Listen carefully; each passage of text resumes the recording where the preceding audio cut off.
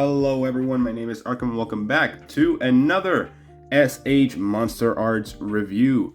In today's video, we're going to be taking a look at the Mecha Godzilla from Godzilla vs. Kong in 2021.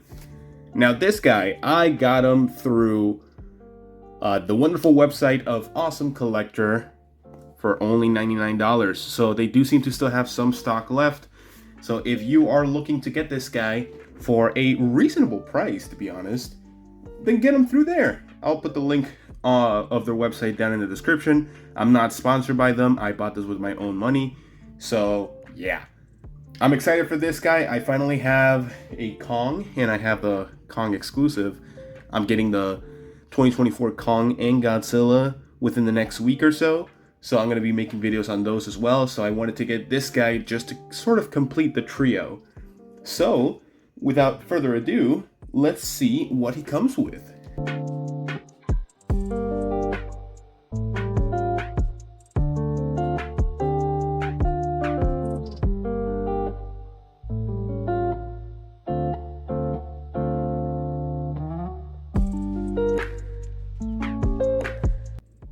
Alright, so here we have Mecha Godzilla.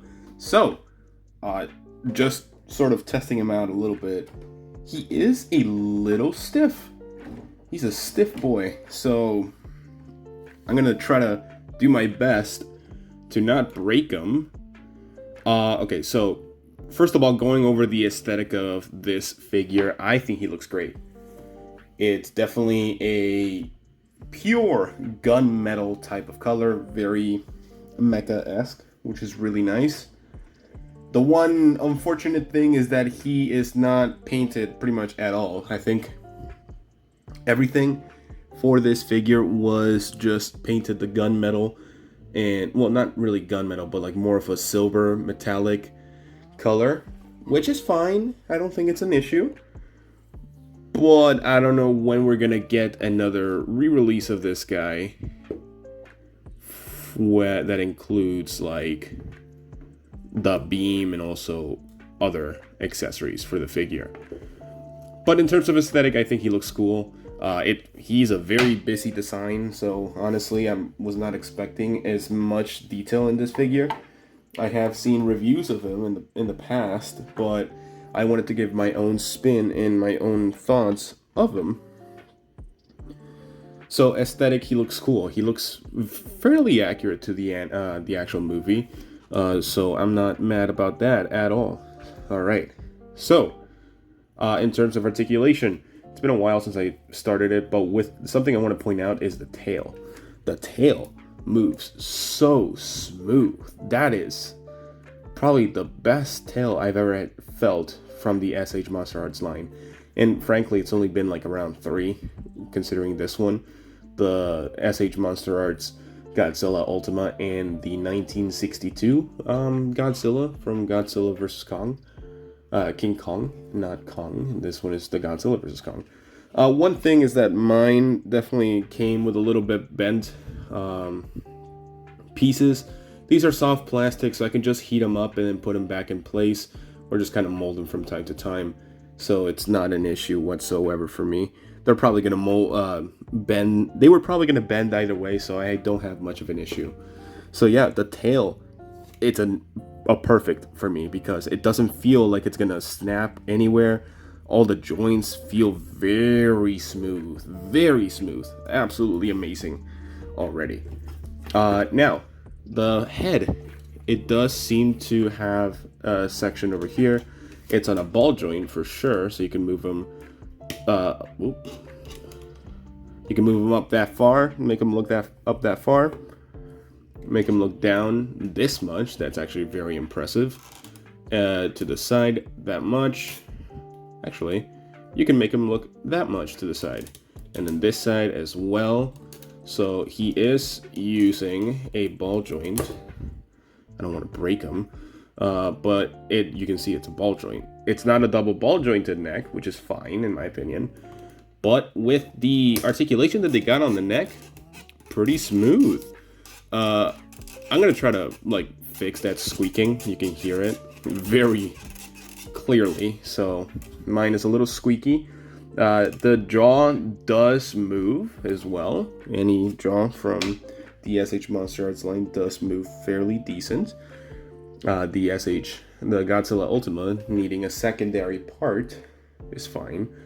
Okay, so for the shoulders, he does have some butterfly joints, which is not as common in the SH MonsterArts line, but he can move them fairly well. The arms are sort of blocked by this shoulder pad over here, so you're only going to get, you probably can get the 360 degree, but you can move the arm up this much, and then you can move it backwards this much. So almost a 360 degree rotation, which is great. You can make him do the T-pose. The arms for mine are a little stiff, so I do have to heat it up a little bit, or maybe put it under some warm water, and hopefully that would fix those issues. So there is that. Now for the legs are something that most people have had issues with, and I can definitely see why, because you need to be very careful with this guy. I'm trying to not break him. I'm known for breaking my stuff fairly easily, especially as a child.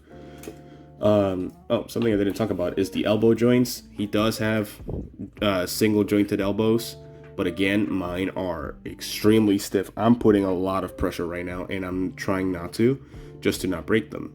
The hands do move, they swivel. That's pretty much it. They swivel around. Arms, the fingers don't actually move. A little bit of a bummer, but that's fine.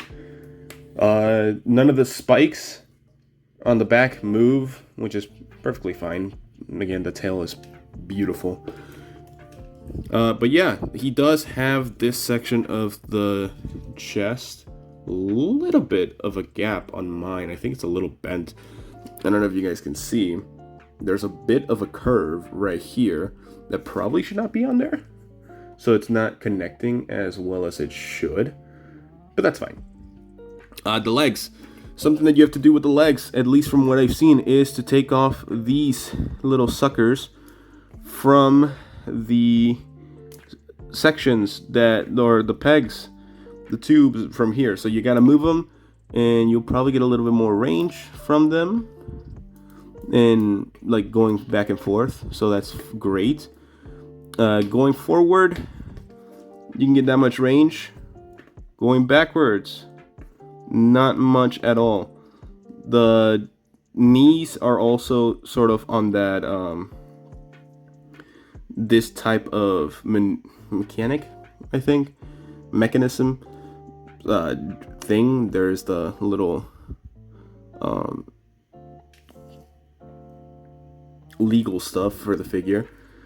So honestly, not a horrible figure so far. I think he looks rather good. I do think that sometimes some of the issues might come up where it's like trying to put these things back in place. I don't think it's going to be that big of an issue. They're probably going to be apart on mine for the most part. But actually, no, it's not that bad. So yeah, just align them as best as you can, and they move. The feet, they can move back that far, move forward this much, and then they do swivel, or they do have a little bit of a foot rocket, or what is it? Ankle rocker. That's what it is. And yeah, so this guy, in terms of articulation, he is decent. Very limited in my opinion, but that's pretty much what this design is. It's a very limiting design that doesn't do much throughout the movie. Like, even just standing, it feels like he's not fully standing. I don't know. It's gonna be hard for me to get used to this figure. I can already tell. Now, this figure also comes with little compartments that honestly are pretty cool.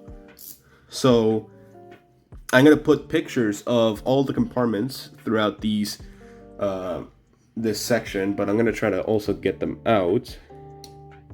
I think there is one on the shoulders. I think there is one, at least.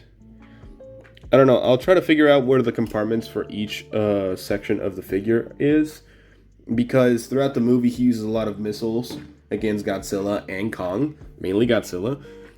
But he does have them in his little belly section, I think in the legs, but also the shoulders. The shoulders definitely do have it, because I see the section to open it. It's just I have to get on there. I'll show pictures again. I'll have pictures of them. They are pretty cool. I think it's nice that they included those. Very interesting how they did that, but they didn't really paint them at all. Like, it's weird. Oh, I got one open. Never mind. I went back up. So yeah, MECHAGODZILLA, pretty good so far. Now, I think I broke something. Never mind. So far so good. In terms of accessories, I've already mentioned he doesn't come with much, but he does come with alternate hands. Instead of articulating the hands, I think it was a nice idea to give us these sort of grasping hands. If I can get a focus on it, thank you. These grasping hands, to swap them out with MECHAGODZILLA. I have no issue with it, in my opinion. I think it's fairly nice that they did this. So overall, oh, one fell. They're soft plastic, so you can move them around. They're not gonna break easily, at least hopefully so. So they're not gonna break as easily as they should. So there is that. Now, sort of going into my final thoughts. I think it's interesting how they did this figure. I have to get a little bit more practice with it, because I want to soften up the joints, especially on the neck. I don't want it to squeak that much. I want to figure out how to properly open the missile compartments and also untighten the joints in many of the areas. A really good thing to use, fairly common way to loosen joints so they're not as stiff and tight and squeaky, is to use shock oil. I need to get shock oil myself, but for my Kong, actually, give me 1 second.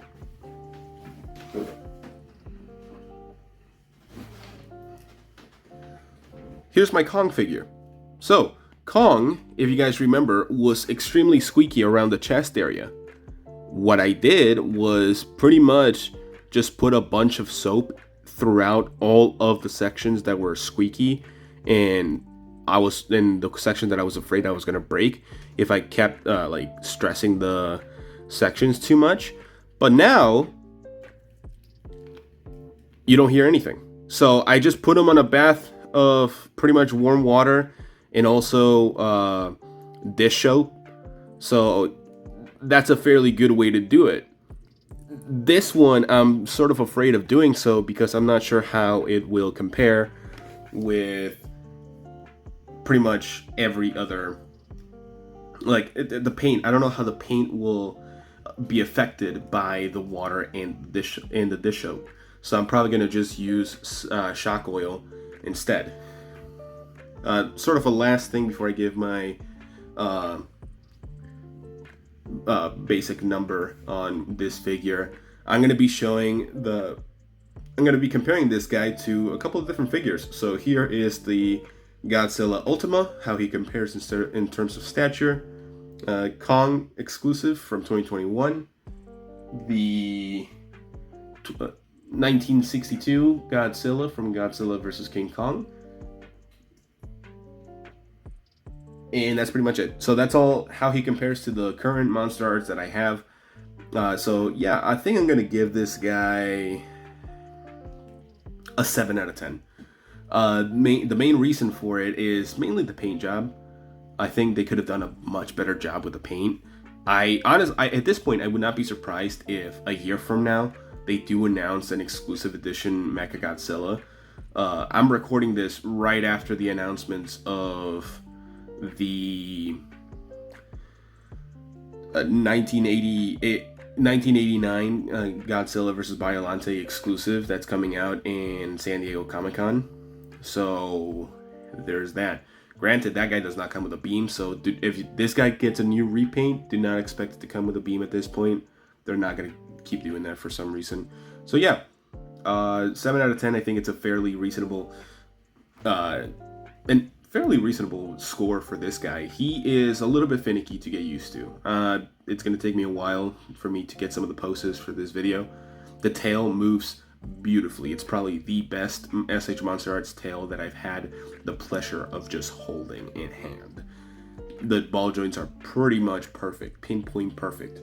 So yeah, that is all I have for you guys today. Let me know down in the comments if you guys enjoy this figure. Do you have this figure? If you don't, again, Awesome Collectors has them in stock at the time of recording. They still have them in stock, and it's only $99. You can use the shop app to get payment plans to only pay $25 every 2 weeks. So honestly, it's not a bad deal. I did that, so there's that. So yeah, I will see you all in the next one. Bye-bye.